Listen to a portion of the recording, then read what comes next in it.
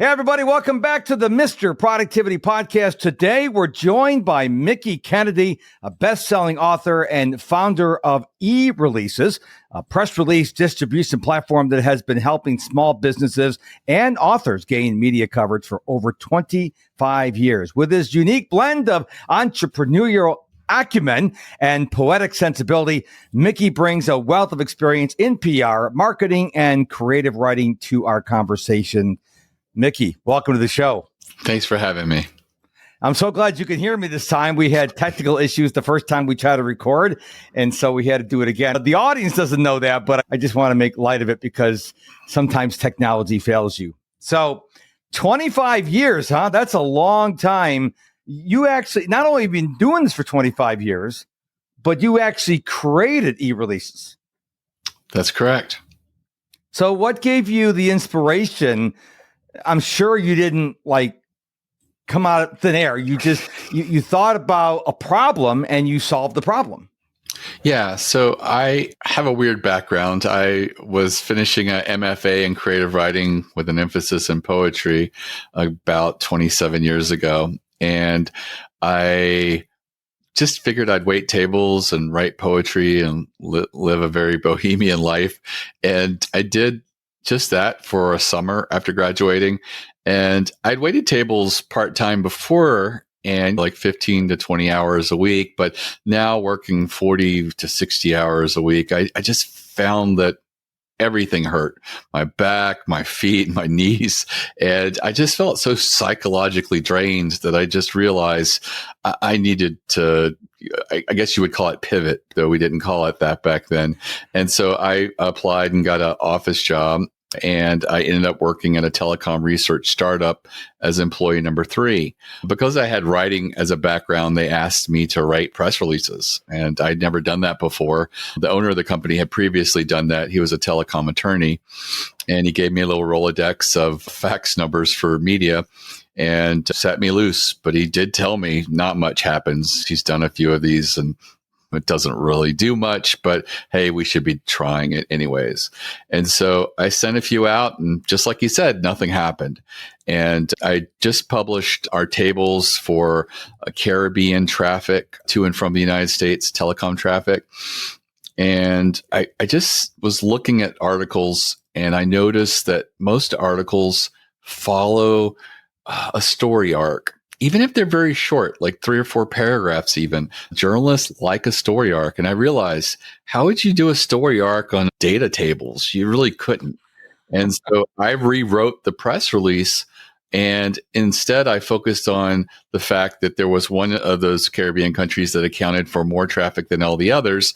And when I asked about it, I found out that it was because that was like the 1-900 call center for the U.S. They were very popular 1-900 numbers in the early 90s, probably through the mid 90s. You would call a 900 number and punch a code and you get your horoscope read, or you'd call and you could speak live. And instead of 50 cents a minute, it might be $2 a minute or $1 a minute to speak to a live person to get pet advice or relationship advice, all different types of ways in which to use 1-900 numbers. When I sent that press release out, it resulted in an article in the Financial Times, The Economist, the Washington Post, the Wall Street Journal, and 3 telecom trade publications.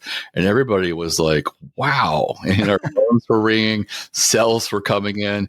It was cool. And so I continued to see whether we could do that. And we did. We would continue to focus on things that made good stories. And it just was like revolutionary. I remember one of the things we discovered was that in most countries that weren't quite industrialized yet, if they had a double-digit growth in telecom traffic to and from industrialized countries, it was often followed 3 to 4 years later with double-digit economic growth within that country.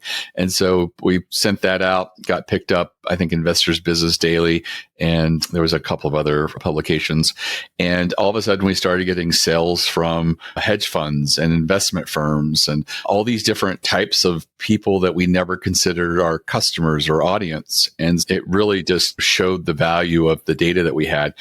At the time, we sold the data as an annual book for $600. And today it's a subscription electronically.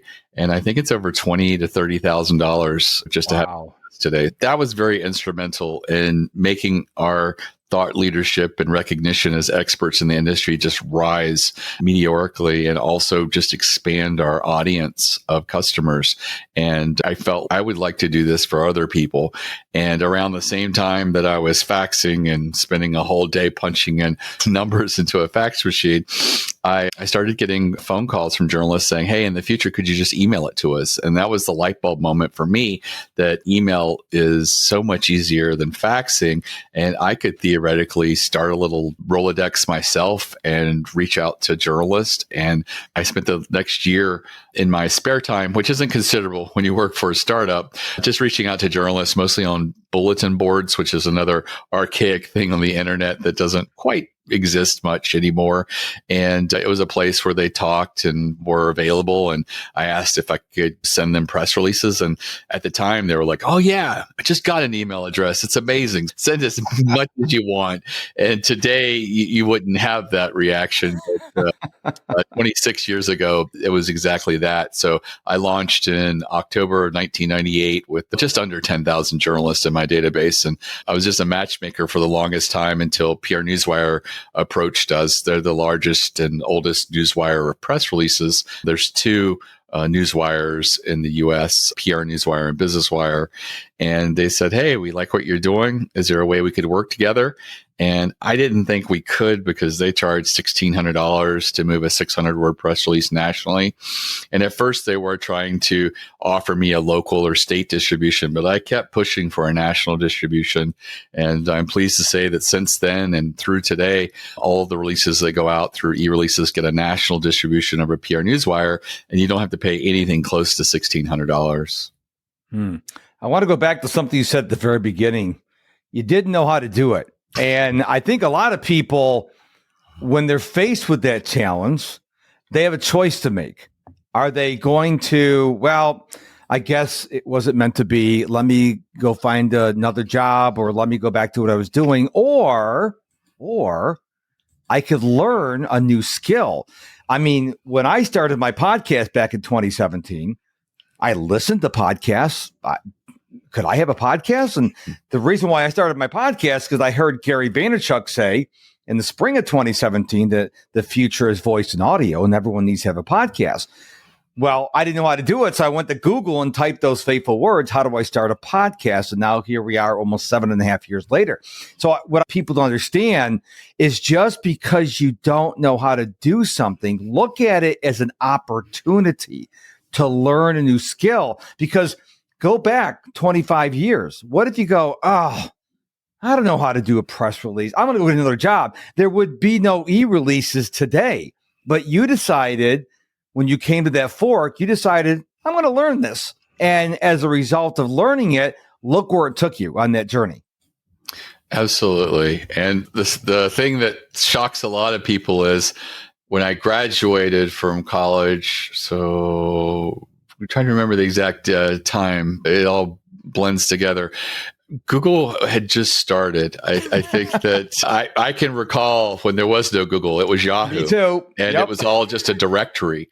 It wasn't like search results. You actually went to a hierarchy of drilled down directory type way of looking at things. And you could type in keywords, but it would take you to the directory. And it was interesting and it was fun times, but there was less information and resources out there to learn.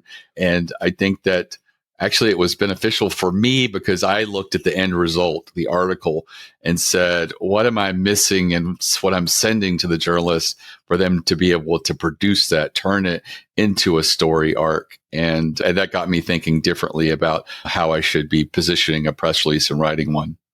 Have you ever spoken to someone of a younger generation and tried to explain to them the card catalog?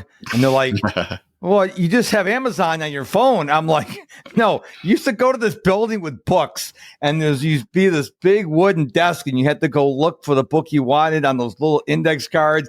And they look at you like, well, how old are you? I'm only 59. I mean, you got to remember this technology we're using now is still new, but a lot of the younger generations, they were born when they came out of their mama, they were handed an iPhone. And so they don't understand that there was a time when there was no internet, no social media, and you had to do it the old fashioned way. Fax machines is a relatively, I mean, we think of it as a dinosaur now, but it's not that old a technology. I mean, we're in 2024. I think people were still using fax machines in the early 2000s, right? Yes. And actually, I think my doctor's office occasionally faxes stuff back and forth to specialists and stuff like that. It's weird that they're still utilizing that, but I am glad to be away from the fax machine. We had a state-of-the-art fax machine that held 100 numbers. And when I sent out press releases, I had to send out 130 or 40. And so that meant I had to delete those 100 numbers that I'd entered. And I begged my boss to buy a second fax machine and say, keep this one programmed with the 100, keep that one programmed with the 30 or 40 additional. And that way I'm not wasting a day every month or so when we send out press releases. And he's, there's $5,000 for the state of the art fax machine that holds 100 numbers. I just can't justify it. Yeah. Nowadays, what's interesting is you can actually fax via the internet. So if someone's got a fax machine, you can actually go online. I don't know what the websites are, but you can actually send a fax. So you scan it, upload it to your computer, and you can fax it that way. So it's just interesting. But email's here. Email's not going anywhere. Despite many attempts to get rid of it, you still need email address to log in to social media and all these websites we buy things from, Amazon, what have you. But I want to talk to you a little bit about your work-life balance. I get asked a lot about work-life balance because we have 168 hours in a week, but you can't work 168 hours a week. I mean, Elon works like 120. That's not healthy. You need to get your sleep. How do you maintain your work-life balance? Because I believe, and I'd like to know your thoughts on this, you need to have fun. You need to do things that's not productive, that bring you joy, because that joy is going to keep you happy, which is going to make you more productive. So how do you handle work-life balance? So for me, I threw myself into my business for probably the first 18 years. And I was embedded in it. I was embedded in the day-to-day operations. I was miserable. My staff, I was not happy with them. I was constantly losing editors. On average, would stay a year. I had joined a marketing mastermind years before, and each time I'd go, that was one of the main things I complained about. And finally, there was an HR consultant that was part of the marketing mastermind, and she said, Mickie, I don't normally do this for small businesses, but I'll interview your customers, your staff, and look at your job postings and figure out why you're hiring the wrong people. I just hate to see you waste so much time and energy here and you're not getting the answers you need. So she did that, and she came back to me and said, hey, Mickie, the job postings are great. You're hiring the right people. The customers love the customer service. Your staff are great. They do a really great job. The problem is you. You're a micromanager, and the staff feels like they're in quicksand and they're never doing anything right. You're constantly attacking them. And I'm like, no, I'm constantly trying to get them to be better, to say stuff the way I would say, the way I was taught in marketing. That you never say no. You reword it in a way that you bring them along for the ride. And they're just like, you can't do that. You have to trust that you hired the right people, and they're going to say stuff in their natural words. And as long as they're not saying anything incorrect or in a way that is unprofessional, you should just be happy with it. And so I couldn't help myself. So in April of 2015, I took my staff and gathered them in the break room and said, I'm going home. And they all looked at each other and said, you go home every day, Mickie. What's this about? And I was just like, I'm not coming back. You got my phone number. You got my email address. One of the editors had been there a while and she was a bit older. So I just told her, if you have questions, go to her. And if you need to escalate it, you can email or call me, but I'm not coming in on a regular basis anymore. And what that did is it freed me up to focus on the business rather than being in the business. And I know that's a cliche, but it really did. It allowed me to basically triple the business since then. Wow. It allowed me to develop a work balance where before I was all the business. Now I had a lot of free time. I focused on the marketing, education, doing podcasts like this, putting together educational information for my customers. But it also allowed me to finally go back to poetry. I had taken 20 years off. And so I started writing again, and have gotten up very serious with it over the last 2 years. And now I've got a book coming out in a little over a year, and I'm getting my individual poems published in lots of really great poetry journals. And I just feel like I am right now balanced, and that creativity is fueling me and keeping me motivated with the business, and it's making me harmonious with the family. And I just feel like you have to be selfish, and you have to take care of you first. And you also have to do what feeds your passions. And if that's a hobby, or maybe it is your job, finding a little balance from that. If you're throwing yourself a little bit too much into it, finding other interests, making room for your friends and your family, that all of that's really important. When people find out that I watch a European football, we call it soccer here in the United States, during the week, because we're 6 hours away from England, so it's 2:00 in the afternoon. And they're like, well, Mr. Productivity, how is that being productive? I said, you don't understand. First of all, I get up between 4:30 and 5 o'clock. So I quit working around 4. But trust me when I tell you, I get a lot of stuff done before kickoff. And what I find by watching these football games, it gives me joy. Now, I don't watch every football game every day, because trust me, there is a football game on some TV station 24/7, 365, but I watch when my team is on. My team usually plays on Saturday or Sunday mornings. But when people look at productivity and work-life balance, and they look at, wow, spending time watching your favorite sport's a waste of time, it's unproductive. No, it's not. For you, it's poetry. We got to have something that's not about work. And in order to keep the proverbial bicycle wheel what's called trued up. So if your wheel is not true, it's wobbly, and it's really difficult to ride a bicycle there.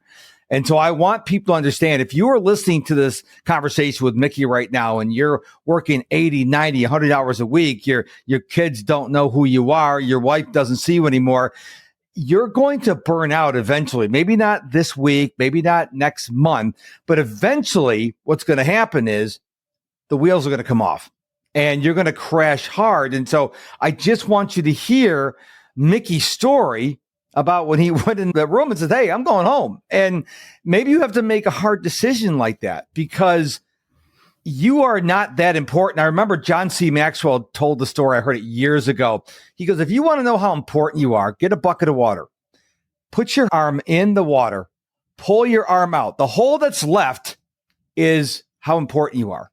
And when I first heard that, I'm like, wow, because if you and I were abducted by aliens today, the world keeps going on. Your business will keep going on. But we think, well, I got to be here. And as you've proven, no, you don't. And it probably, correct me if I'm wrong, the business probably carried on better without you micromanaging, correct? Yes, definitely better than when I was micromanaging, because I was so in the weeds about every little conversation that I wasn't thinking about, is the PR landscape changing? Should I be focusing on different things that are... When you went back in the office the first time after you said, I'm going home, I'm not coming in on a regular basis, what was the atmosphere when you walked in the office that first time? I don't recall, to be honest. I stayed away for so long. Okay. But I will say the staff views me differently now. They consider me the fun boss, where I was never considered fun before. I actually take my staff to the beach for a week with them and their spouse or partner. And we rent a 8-bedroom house is a block from the ocean, and each room has its own suite. So it's a really nice place that we stay at. And I cook dinner for them 3 or 4 nights while we're there. And it's just a really great relationship that we have. And they see me in a completely different way. And 2 of them have taken me aside and said, I never thought that there was this person underneath that micromanager that was there initially. And I also do go to the office probably 5 to 8 times a year for a book club. We're supposed to do book club monthly, but sometimes with people's schedules, we end up taking 2 months at times. But we all read a book and we all eat something that we have brought in and just enjoy our time together. And we had someone leave us to join the military. And she actually this past Wednesday came to book club and said she got some time off from work so that she could come and join us. So I know it's cliche also to say you're a family, but I really feel like we're much more like that now than we were back when I was micromanaging, and everybody just felt uncomfortable and they wanted to get that year on their resume and then just get out of there as quickly as they could. You mentioned that the average turnover was a year back Correct. when you were micromanaging. What is it now? Everybody that was there at the time that I left in 2015 is still there, with the exception of one person who ended up staying 3 years. And she said her game plan was always to leave after a year or 2 years because she wanted agency experience, which we're not really an agency. And so she said, I only stayed 3 years because I loved the job. But everybody else is still here. And the only person we've lost since that person who went to an agency was the person who just left to join the military. Her husband's in the military and she wanted to enlist before she was 35 and be able to do that as well. But like I said, she came this past Wednesday to book club, so we're still pretty close. And I just want people to understand that people are leaving about a year when you were micromanaging. You let go of the reins, and now these people have been there for years. And listener, are you in the same situation? Are you a leader and you're wondering why your people are leaving? Now, you may not have an HR consultant like Mickie had who could say, hey, let me see if I can help you solve the problem. Maybe you need to go out and get yourself an HR consultant if you're losing people all the time, because we've all worked with micromanagers. I mean, I got fired from one back in 2005. We all had that experience, and most people don't know how to deal with it. They just quit. They go someplace else. They take their talents and go someplace else. So hopefully what you shared so far on the show is a warning call, a warning signal to any leader who's a micromanager. Because I think my mother always used to say, you get more bees with honey than you do vinegar. And I think what you did was very brave. I don't know too many people would have the boldness to do that, but you made the decision and it turned out to be the right decision. So not only are you more productive, but your employees are more productive. So everybody won from top to bottom. Absolutely. I think that I recognize that I was in a position where I don't have to be there with them in the same room because of what the nature of their job is and the nature of mine. I fell into more of marketing and bigger picture. But I do feel for people that just because of the intricacies of working together that they can't just walk away. How would I have solved it otherwise if I was there? I don't know. I had the benefit of being able to walk away. I think that maybe we had an open office where I would sit with everybody, so I was seeing it. But we did have offices with doors in the back. I guess I could have just barricaded myself in one of those to actually physically get away from it, so I'm not overhearing people and their conversations. But I do think that there is a natural tendency among entrepreneurs to want everything to be perfect and to want everything to be done a very specific way. And I think that you have to recognize that not everyone is going to do everything exactly the same way. They're going to find the processes that work for them. They're going to find the conversations that work well for them. As long as they're communicating what needs to be communicated, you just have to be happy with it. And I think that was a big wake up call for me. And I wished I had done it years before, because I probably put 15 people through the ringer who were in and out within a year. And I thought that they weren't good employees. And I had hired what I thought were the best. And I think now in retrospect, I realized I'd failed them, and I had probably made their year with me a prison sentence, because it was like, it wasn't fun. And I just felt in the marketing group, I discovered statistical relevance and A/B split testing. And I split test not just landing pages and ads, I split test processes in the business. And I felt like I was making small incremental changes in each employee, and I was getting them better and perfect. And what they felt was I was constantly sanding them down and being negative. And it was a completely different experience than I intended. And I don't think that even if I had just shared with them my goal and how acknowledge that they're doing so much that's right, I still think it's human nature to not want to be constantly picked on, even if the goal is to make you better and perfect. And in at least in this position, and at least in their responsibilities, they were doing everything good, and they were doing everything with a positive experience for the customers. So I just needed to step away. Take us back to when that HR consultant told you that it was you. Your first instinct obviously is like, what? You're shocked. How long did it take you to realize, oh, maybe they have a point? What was that gap there? Seconds. Oh, really? That's interesting. Yes. As soon as she said it, I looked back and I immediately knew that they were considering the micromanaging everything that I was doing, because I was aware, I was very involved with them. It was very often when someone put the phone down, I was behind them, coaching them on how to handle that call next time. And for weeks and months and years, as long as they were there, I was doing that. And when they said that, it was like a switch had just been flipped. And I realized what I was doing wasn't coming across to them the right way. And I spent the rest of that day saying to myself, I'm not going to be a micromanager anymore. I'm going to fix this. I'm not going to do it. And then a few hours later, I found myself standing behind Megan after she had put the phone down. And I told her, hey, next time when someone asks, and then I just stopped myself and I was just like, never mind.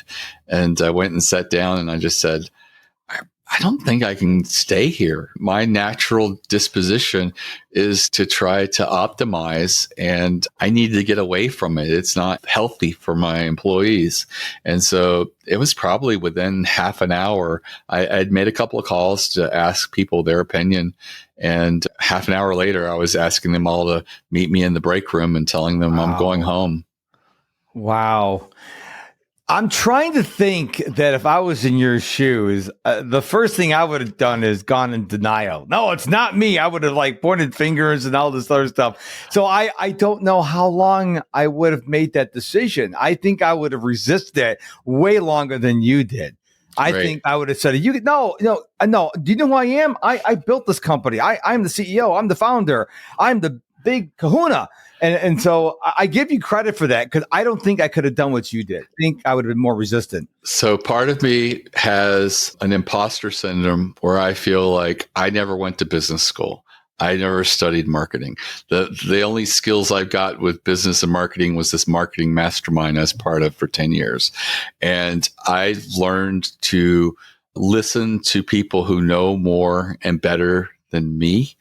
And when I got the right person that I'm listening to, and this person, the HR consultant, she's from the UK. Her name's Nancy Schlesinger.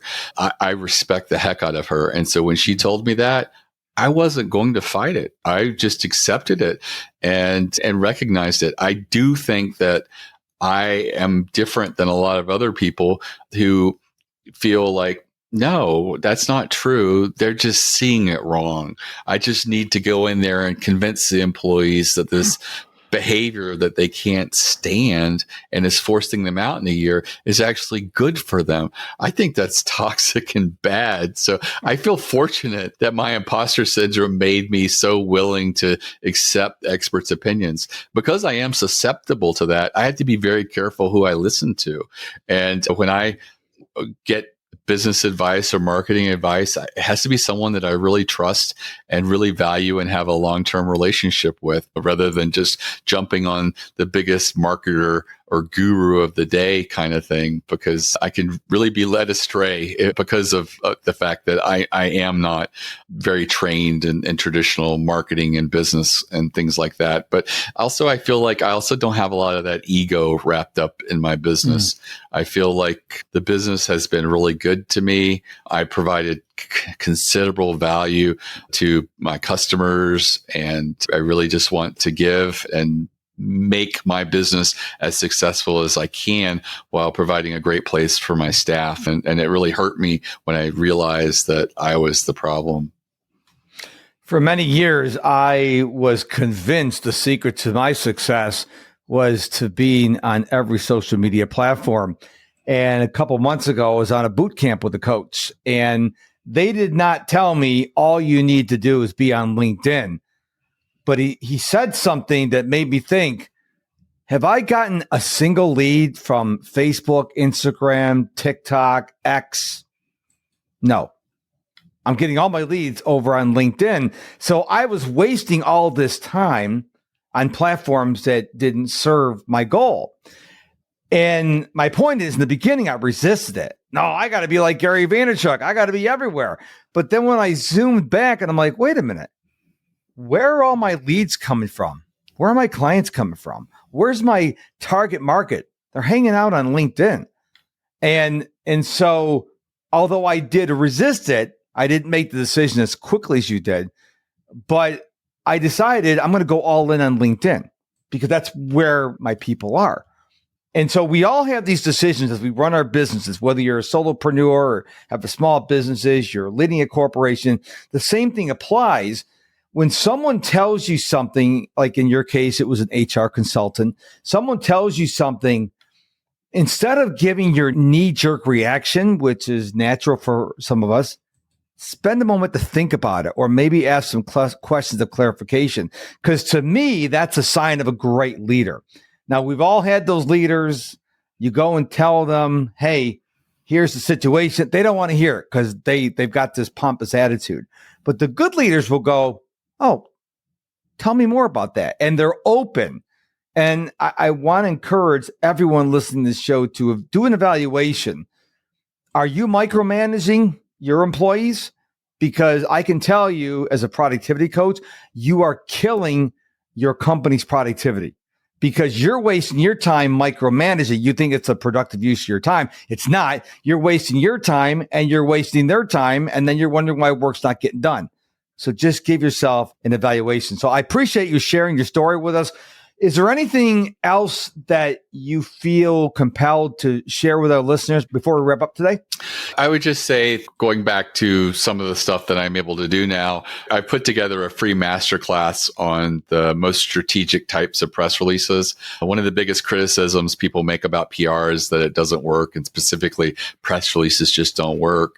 And I would agree that 97% of press releases out there don't work. They don't generate earned media. That's what we call it when a journalist writes an article about you. And so what I've done is looked at the 3% of press releases that do get media pickup and found lots of patterns in there. And if you take this free masterclass, this less than an hour long video with some accompanying materials, you can do an audit of your business and come up with strategic types of press releases. And you can then build a PR campaign around those. And I always tell people, if you're going to try PR, do a proper campaign of 6 to 8 releases, and to do them strategically. And all of them are not going to work out. They're all not going to generate earned media. But if you follow this approach, maybe a third of them, maybe even half of them will generate earned media. And the truth is, you really only need one to really be a slam dunk home run for it to really pay for itself. And you can do a whole PR campaign through eReleases with our new customer special for well under $4,000, and 6 to 8 releases over a year or a year and a half, however long it takes you to do it. But that free masterclass is available at eReleases.com/plan, PLAN. And there's one strategy that's in there that has never failed. It's always generated earned media. The least I've ever had someone get is 4 articles from a single press release. And on average, it's usually 8 to 14 articles. And just to let you know what it is, it's to do an industry survey and asking relevant questions that are timely to others in your industry and putting together a release and sharing it to the media. Sounds like a big ask, but it's not. It's a lot simpler the way I break it down for how you can do it. You don't even need to have contacts to send it to. There are people that already have the relationships, and you're just going to tap them and to share them on the press release. And it always works. And it really is just almost so easy that I believe anyone could do it. And again, that's eReleases.com/plan, PLAN. And don't think that you're too small to matter to the media, because I'm telling you, the media do not like covering the Googles and Amazons of the world. They love to put the spotlight on mom and pops and side hustles and tools and services that their audience doesn't know about. And as a result, these are often companies just like you. And don't be afraid to take advantage of PR. It can really make a huge difference to you. Well, I thank you for that masterclass, and I encourage the listeners to go check it out. I didn't want to talk so much about how do we do PR releases. This is the productivity podcast. I wanted to figure out how you came out, and I really appreciate you sharing your story. So after you go to Mickie's website, eReleases.com/plan, hop on over to my website, MrProductivity.com, MISTER, MrProductivity.com. Mickie, thank you so much for being on the show today. I really appreciate you. Yeah, you're very welcome.